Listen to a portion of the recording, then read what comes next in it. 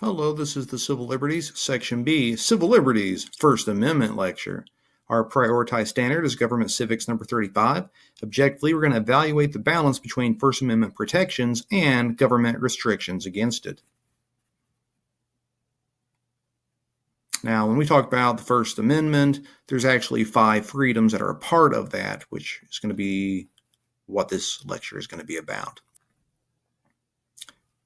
The Establishment Clause guarantees that church and state are to be separated in the U.S., yet this does not mean that church and state cannot coexist. There just needs to be strict limits to it.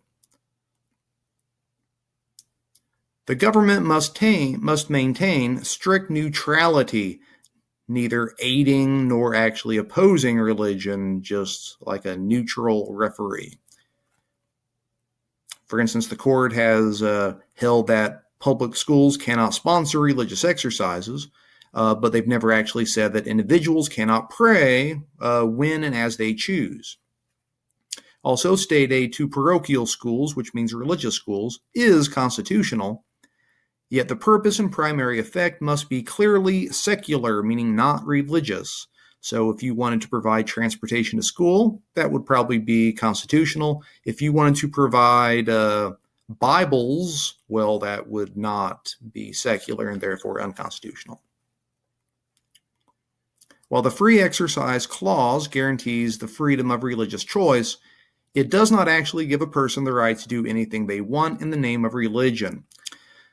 The free exercise defense is not uniformly accepted. For instance, if you were a fundamentalist Mormon and you were committing polygamy and you had many, many wives, you are not actually protected based on free exercise to do so. There's only one state that hasn't criminalized having multiple people living within your house or multiple sister wives. Also, if you want to not vaccinate your children, well, sorry. If you want to oppose the draft for religious objections, sorry. Generally speaking, those types of things are not protected by the free exercise defense. The court has actually found many government actions incompatible with the free exercise guarantee, however. For instance, Amish that take their children out of school after the 8th grade, they basically determined that, okay, that is a free exercise clause. Government can't force them to go to school. Jehovah's Witnesses that refuse to salute to the flag, they've also determined that, yeah, that's part of the free exercise clause. You can't force them to do that either. This balancing act between establishment and free exercise clauses was challenged in the Engel versus Vitale 1962 case. The court determined, if you love your margins, this was a 6-1 margin, that a voluntary, non-denominational prayer to start school days actually violated the Establishment Clause. So again, it was, you weren't forcing anyone to pray. It wasn't tied directly to any one religion, but they basically determined that, still not legal. You still can't do that. Being non-denominational or voluntary did not actually make it any less unconstitutional.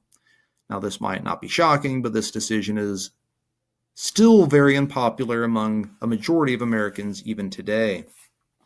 The Engel case was the first of several where the court used the Establishment Clause to eliminate religious activities of all sorts that had traditionally been part of public ceremonies. So this Establishment Clause, that's the reason why you don't have prayer at football games anymore and why you're not supposed to have prayer at graduation ceremonies anymore. Because, well, Establishment Clause, it gives the impression that the school, the state, is encouraging people that they should be a part of this religion as opposed to some other religion. The First Amendment guarantees also a freedom of speech, although this freedom has had challenges to it. The freedom of speech has generally protected the expression of unpopular views. In Ohio, a Klan leader whose name was Brandenburg, there he is, was arrested for giving a speech at a rally in violation of a law outlawing inciting crime and violence. And it would be what you would probably expect of a Klan rally. It was very defaming speech. In Brandenburg versus Ohio of 1969, the court ruled, if you love your margins, this was a 9-0 margin, that while speech could be limited if it incited violence, in this instance, Brandenburg actually had a freedom of speech because it was unlikely to incite violence. So this led to what was called the imminent lawless action test. So for speech to be blocked, it had to have two parts. It had to have intent. Is your speech intended to incite imminent lawless action? So potentially, are you hoping people will go out and want to kill black people? Answer, probably yes. But the second part, likelihood, is such lawless action likely? And generally speaking, the court determined that not very likely. So you have to meet both of those in order to restrict that type of speech. Types of symbolic speech are usually protected as long as peaceful, not inciting violence, and not contrary to the constitutional powers of the government. For instance, in Texas, a person named Johnson, there he is, was arrested for burning a U.S. flag in protest of the Reagan administration. In Texas versus Johnson of 1989, the court determined in a very close 5-4 decision that the burning of a U.S. flag was a protected form of expression. So the court held in this ruling that state officials didn't actually have the authority to designate symbols to be used to communicate only limited sets of messages. So while this flag might mean certain things to most people, other people might look at it negatively, and the government can't legislate that. Commonly, students suspend some of their freedom of speech upon entering school. Yet in Tinker versus Des Moines of 1969, the court determined that students did not lose all of these speech protections. Several students decided to wear black armbands to school to protest the Vietnam War. The school passed a dress code policy banning the armbands, believing they would cause a disruption to the school day. So just to reiterate, these were not illegal when they started using these, but then they decided that, no, you can't have them after the fact. The court determined in a 7-2 decision, if you love your margins, that students retained some freedom of speech, and the school had to actually prove actual interference to the school day to justify censoring of speech. So just because they were wearing these, you can't just automatically ban them if it doesn't actually cause a disruption of the school day. Now, if they're wearing these and then it causes massive riots, then, well, yes, then you can actually ban those. But you have to prove that there would be an actual interference before you can censor speech.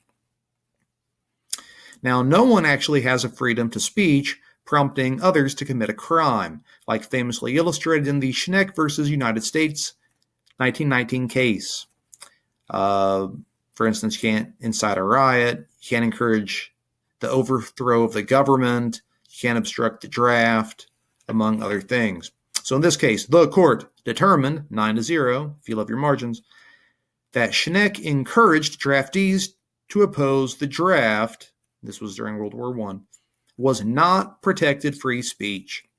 And what they said was, since his words had the potential to create a clear and present danger to public order, Congress had a right to prevent it.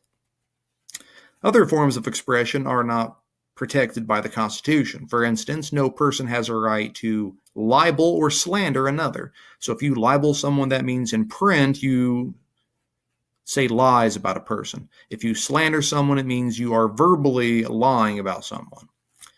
The government can and does prohibit obscenity, although this is not universally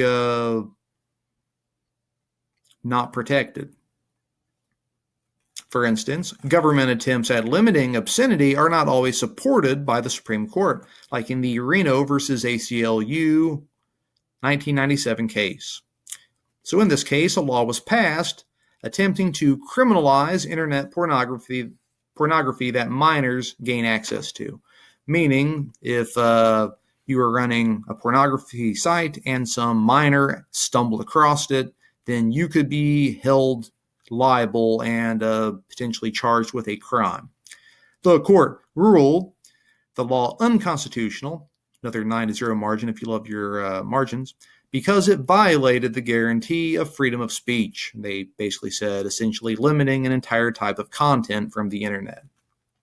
The First Amendment guarantees freedom of the press, yet this freedom has actually been challenged at times.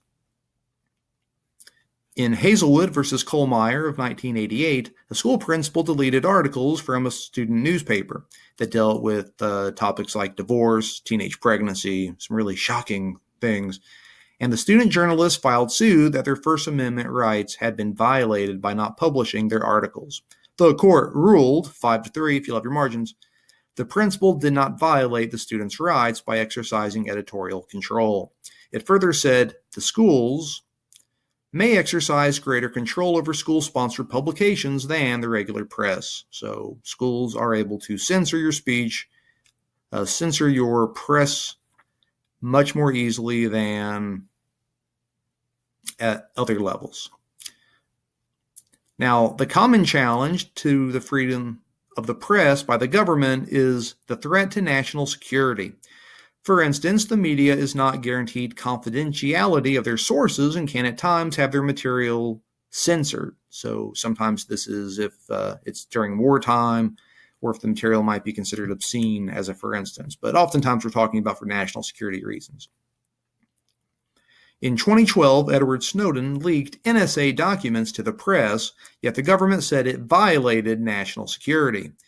If you know where Snowden's at now, let the government know because they're looking for him. Last we heard, he was hiding out in Russia from our government.